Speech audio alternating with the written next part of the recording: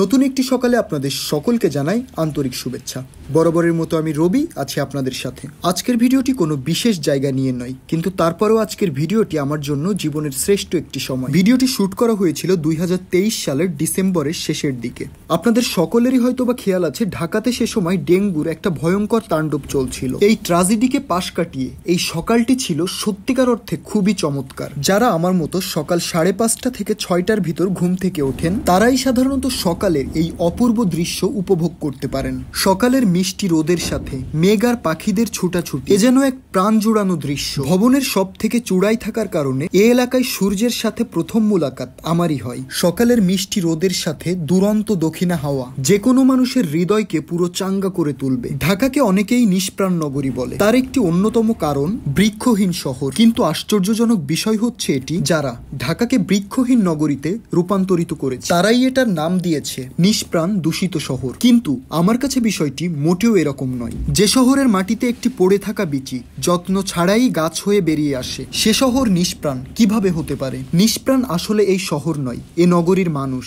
আমরা যারা এ নগরীর মূল্য না বুঝে, যারা গাছ কেটে প্রকৃতিকে ধ্বংস করে ইমারতের উপর ইমারত তৈরি করছি, তারাই তিলে তিলে এ শহরকে গলা চেপে হত্যা করছি। এ শহরকে টেনে নিয়ে যাচ্ছি বসবাসের অযোগ্য শীর্ষ শহরের তালিকায়। আজ এসব কথা থাক। এ সময় বৃষ্টির একটা শেষ তাণ্ডব এবং শীতের আগমনের একটি বিশেষ সময় থাকে। মিষ্টি সকালের সাথে সাথে মাঝে মাঝে ঝুম বৃষ্টি। এদিনের ওয়েদারটা সত্যিকার অর্থেই অসাধারণ ছিল। আগেই বলেছিলাম যে এ সময় ঢাকাতে ডেঙ্গুর একটা বিশেষ তাণ্ডব চলছিল। অনেকের মতো আমিও ডেঙ্গুতে আক্রান্ত হয়ে বেশ কিছুদিন হসপিটালাইজড ছিলাম। এখন যদিও একটু সুস্থ। আমার পরিবার যেহেতু গ্রামে থাকে, আমি অসুস্থ থাকার কারণে আমার আম্মু বেশ কিছুদিন আমাদের সাথেই ছিল। ঢাকাতে যেহেতু আমরা কয়েকজন ফ্রেন্ড একসাথে থাকি, তাই মাঝে মাঝেই গ্রাম থেকে কারো না কারো রিলেটিভ এসে ঘুরে যায়। আমি যেদিনই অসুস্থ হই, তার পরদিনই গ্রাম থেকে আমার আম্মু ছুটে আসে। আসলে সন্তান অসুস্থ থাকলে সবাইকে আটকে রাখতে পারলেও মাকে কখনো আটকে রাখা যায় না। দুনিয়াতে আমাদের সব থেকে মূল্যবান সম্পদই হচ্ছে বাবা মা। বাবা মার সঠিক মূল্য আমরা বুঝতে পারলে জান্নাতের দেখা দুনিয়াতেই পেয়ে যাব। বিশ্বাস না হলে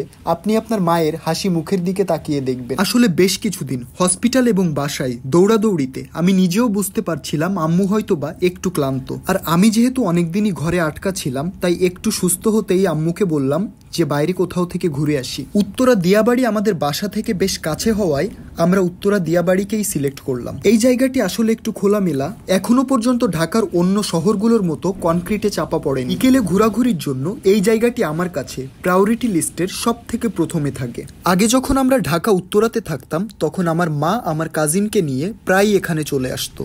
কিন্তু সত্যিকার অর্থে আমার ঘোরাঘুরি এতটা পছন্দ না, তাই প্রয়োজন ছাড়া আমি খুব একটা বেশি অহেতুক ঘোরাঘুরি করি না। কিন্তু এই জায়গাটিতে যেহেতু আমার বারবারই আসা হয়েছে, তাই আমার মনে হয় আপনার পরিবারে যদি বয়স্ক কেউ থেকে থাকে অথবা বাচ্চাদের নিয়ে ঘোরার জন্য একদম পারফেক্ট একটি জায়গা। এখানে খুবই সুন্দর একটি বিড়াল ছিল। এখানে আসা প্রত্যেকেই বিড়ালটিকে খুবই আদর করে এবং বিড়ালটি প্রত্যেকেরই কাছে যায়। আপনি চাইলে বিড়ালটিকে নিয়ে ছবি তুলতে পারবেন, তাকে আদর করতে পারবেন, খাওয়াতে পারবেন। বিড়ালটিও এটি খুবই উপভোগ করে। আমার যদিও বিড়ালের থেকে কুকুর বেশি ভালো লাগে। গ্রামে থাকা অবস্থায় আমার বেশ কিছু কুকুর ছিল। পশু পাখি পুষতে হলে তাকে পর্যাপ্ত সময় দিতে হয়। বিকেল গড়ানোর সাথে সাথে জায়গাটি আরো মোহনীয় হয়ে উঠছিল। এখানকার সারি সারি ভবন এবং স্বচ্ছ লেকের পানি, লেকের মাঝখানে বাঁধা টোঙের মতো এই ঘরগুলো আমাকে খুলনা অঞ্চলের গ্রামীণ জনপদের কথা মনে করিয়ে দেয়। খুলনাতে বেশিরভাগ বড় বড় মাছের ঘেরের পাশেই এ ধরনের ছোট ছোট টোং ঘর বাঁধা থাকে। গ্রামীণ ভাষায় এগুলোকে বলা হয় ঘেরের বাসা। এ লেকের দুই পাশে অসংখ্য গাছগাছালি রয়েছে।